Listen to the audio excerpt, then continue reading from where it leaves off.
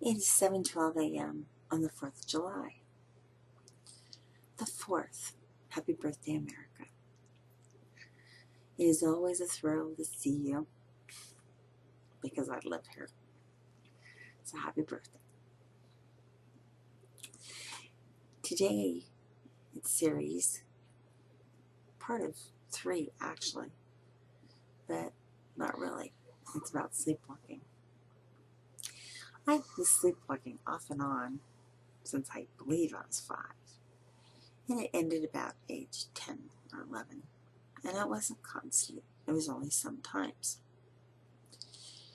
And most sleepwalkers start when they're children and they end about ages 9 or 10.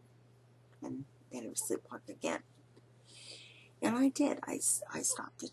And then it's been 6 years already. And 6 years ago, I lost my most favorite and deepest friend, Gage, who happened to be my border collie lab. He was everything to me, you know. I loved that dog, and I'd rescued him. He had a leg that we didn't know if he was going to lose or not at the time, and we saved it. And he also had a gunshot, a bullet lodged in his lungs, and didn't know if it was going to move or not, and it never did.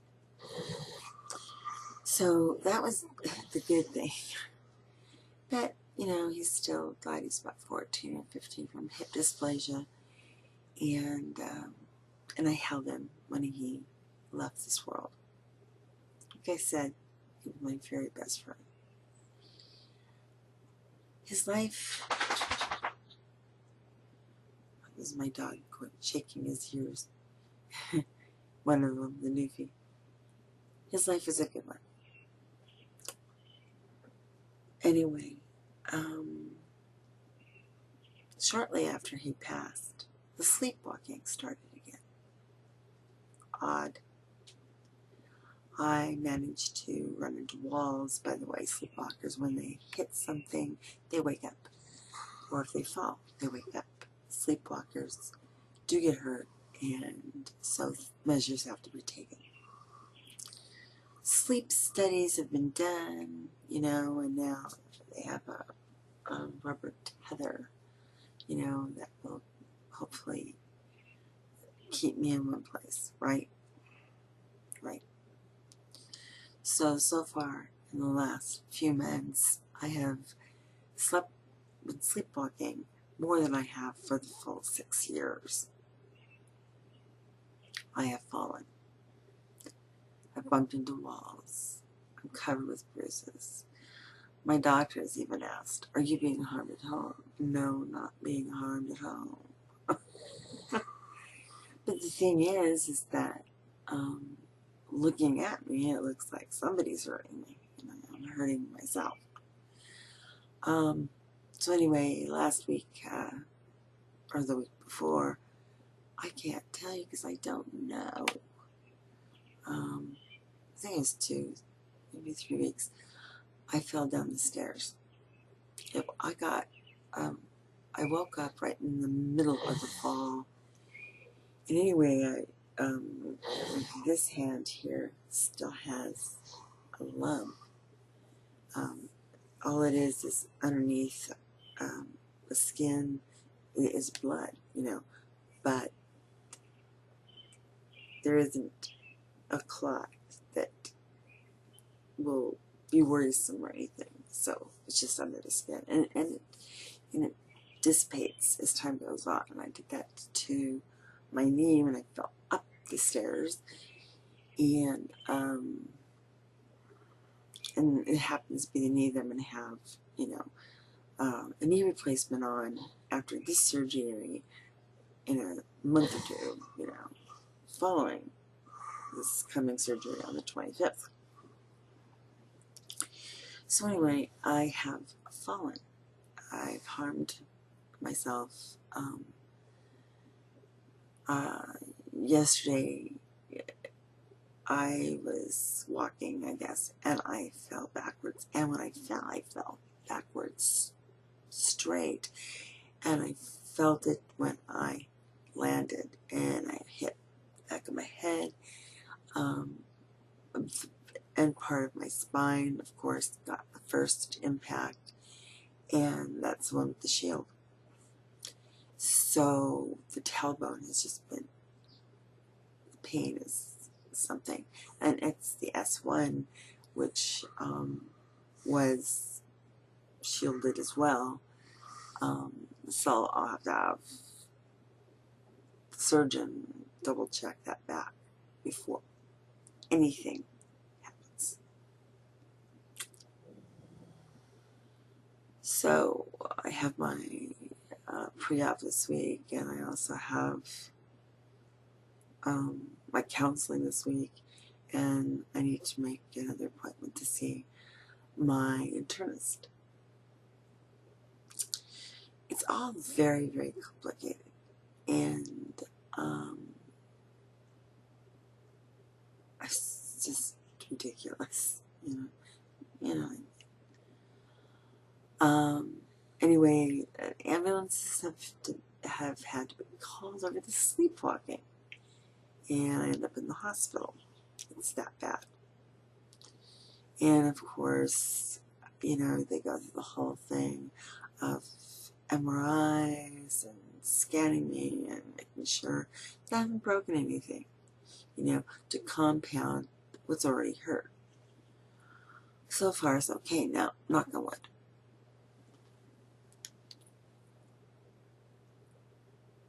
The sleepwalking has concerned my family and also irritated them all at the same time, and I really don't blame them. I'm irritating me. And I've been falling a lot. And it has to do with my balance. Everything is off. I get dizzy very easy. And I had a brain tumor, and it is it's the same one that was back in 1990, pituitary adenoma. And so my hormones are showing levels that shouldn't be there. Anyway, they checked it, and they don't have to operate on it. It's not pressing against anything that they need to worry about at this time. This is good. Pituitary tumors are extremely slow growers, and so I could have like another 5 years of growth and still not need surgery. So it's one of those things, and that's okay. I've already had surgery on it once, 1990, and to have surgery again on it would really upset me. But anyway, yeah, the sleepwalking is just amazing, and for doctors who are curious about it, they already are curious about the rare disease I have, and the fact that the side effects from that disease, not the disease itself, but the side effects from that disease have entertained my physical bodily existence. Which brings me back to that 5-year mark, which happened, along 5 or 6 years ago, and the doctors didn't think I'd make it another 5 years, and I'm sitting here making another vid. Hi.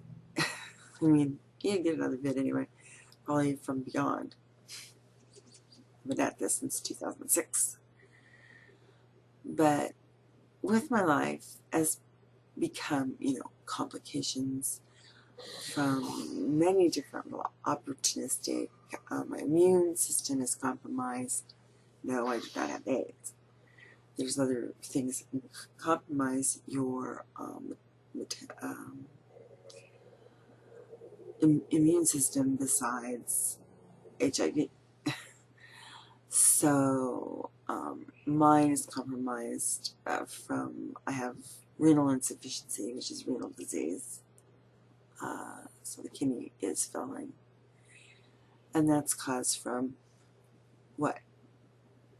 Too much calcium, and my calcium goes up really super high and then drops bottom low, making it look like I'm inebriated or on drugs. And I take painkillers. That's really hard. And I've never been an addict. And now the pain has gotten so bad that my pain meds aren't even working. I mean, nothing seems to work.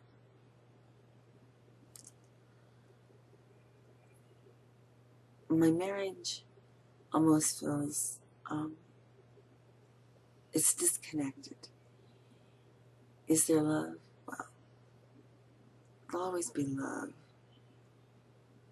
but the marriage is fractured.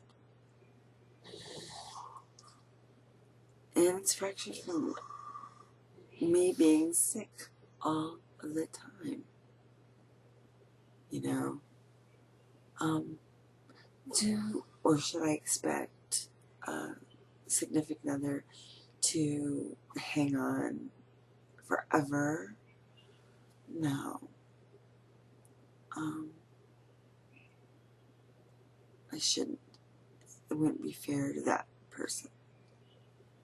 You know? So, living a life of our own while being in the same house has been hard. And it's hard for physical reasons. Medically, it's been incredibly hard for this other person. And I was married to the guy, you know, I still am. And 17 years has gone very fast and very slow and very happy and very sad and very worrisome and stressful and very happy and very sad. And all this keeps on going. It's a cycle.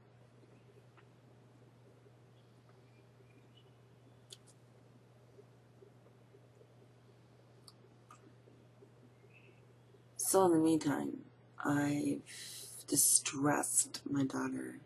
I've distressed my 2 boys. I've distressed my husband. I've distressed my friends.